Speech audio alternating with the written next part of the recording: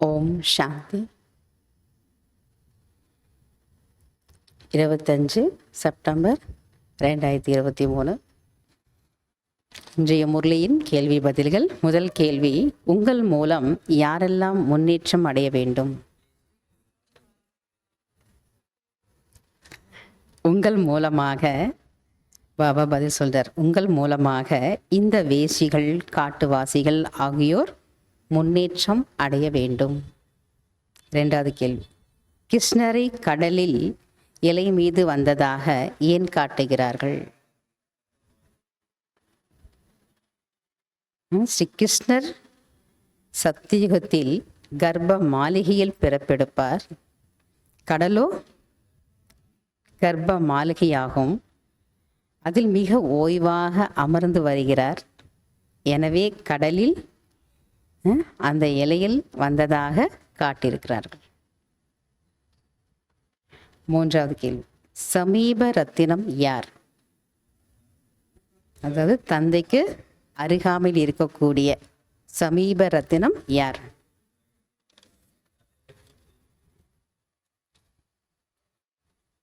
பாபா சொல்றாரு, ஊக்கம் மற்றும் உற்சாகம் மூலம் தடைகளை முடித்துவிடக்கூடிய தந்தைக்கு சமமானவர்களாக இருப்பவர்கள்தான் சமீப ரத்தனம் ஆவார்கள். ஊக்கம் மற்றும் உற்சாகத்தின் மூலம் தடைகளை முடித்துவிடக்கூடிய தந்தைக்கு சமமாக இருக்கக்கூடியவர்கள்தான் யாரு? சமீப ரத்தனம் ஆவார்கள். நாலாவது கேள்வி: எந்த ஆசனத்தில் அமர வேண்டும்?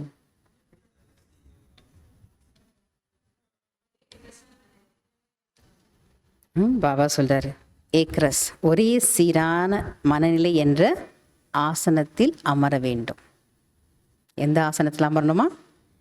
ஏக்கரச நிலை அப்படின்னா ஒரே சீரான மனநிலை என்ற ஆசனத்தில் அமர வேண்டும்.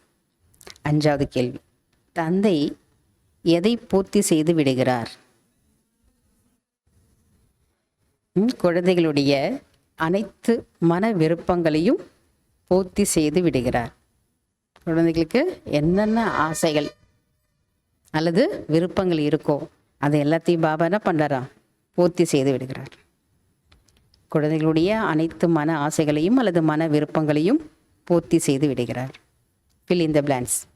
அர்ப்பணம் ஆகுவது என்றால் அவரை தன்னுடைய டேஷ் ஆக்குவது, அவரை டேஷ் செய்வது. அர்ப்பணம் ஆகுவது என்றால் அவரான சிவபாபாவை தன்னுடைய குழந்தை அல்லது மகனாக ஆக்குவது, அவரை பாலனை செய்வது. சிவபாபா தன்னுடைய குழந்தையாக அல்லது மகனாக ஆக்குவது, அவரை பாலனை செய்வது. கொடுக்கணும். மகனாக்குறதுன்னா என்ன அர்த்தம்? உங்கள் குழந்தையாக்கிட்டீங்கனாலே உங்கள் குழந்தைக்கு எவ்வளோ செய்கிறீங்களோ, மாதம் மாதம் எவ்வளோ செலவு பண்ணுறீங்களோ, ஒரு பண்டிகை வருது, குழந்தைக்கு என்னென்ன வாங்கி கொடுக்குறீங்களோ அது எல்லாமே நம்ம என்ன பண்ணோம்? பாபாவுக்கு செய்யும். ரெண்டாவது, பாரதம் டேஷ் நிலையில் இருந்தது, இப்பொழுது டேஷாக ஆகிவிட்டது. பாரதம் ஜீவன் முக்த நிலையில் இருந்தது. பாரதம் ஜீவன் முக்தி நிலையில் இருந்தது, இப்பொழுது ஜீவன் பந்தனமாக ஆகிவிட்டது. எல்லாருக்கும் இந்த நேரத்தில் வாழ்க்கை எப்படி இருக்குது? பந்தனமாக இருக்கிறது. மூன்றாவது, முதலில் நீங்கள் டேஷ் ஆகும்போதுதான் உங்களுக்கு டேஷ் ஆகுவார்.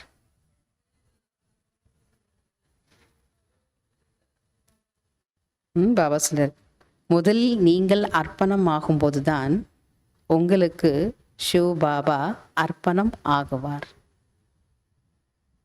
இல்லையா? பல பிறவிக்கு 21 பிறவிக்கு பாபா நமக்கு என்ன ஆயிடுவாரா? அர்ப்பணம் ஆயிடுவார். நாலாவது கேள்வி: ஸ்ரீமத் மூலமாக உங்களை டேஷ் ஆக்குகிறார். ஸ்ரீமத் மூலமாக உங்களை சிரேஷ்ட தேவத்தை அல்லது உயர்ந்த தேவதையாக ஆக்குகிறார். லாஸ்ட், தந்தை என்றால் டேஷ். தந்தை என்றால் ஆஸ்தி. அச்சா, ஓம் சாந்தி. தேங்க்யூ பாபா.